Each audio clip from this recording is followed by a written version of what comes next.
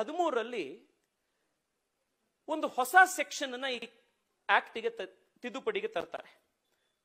Section 40, the most ಮಿಸ್ಚಿವಸ್ and ಡ್ರೆಕೋನಿಯನ್ section of this act. ಆ section 40 ಏನ್ ಮಾಡತ್ತೆ ಅಂದ್ರೆ,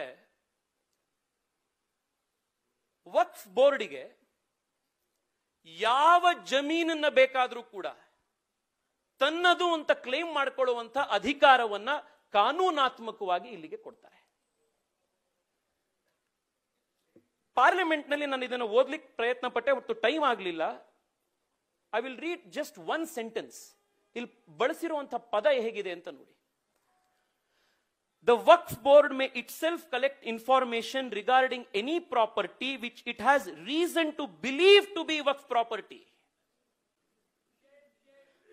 And if any question arises whether a particular property is Waqf property or not, the board may, after making such enquiry as it may deem fit, decide the question, and the decision of the board on a question shall, unless revoked by the tribunal, be final, and the decision of the tribunal cannot be questioned in appeal.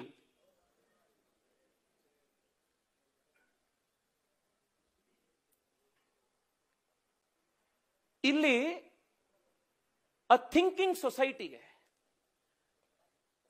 ಆಶ್ಚರ್ಯ ಹುಟ್ಟಬೇಕಾಗಿರುವಂತಹ ಪ್ರಶ್ನೆ ಅಂತಂದ್ರೆ, the board may itself collect information regarding any property which it has reason to believe.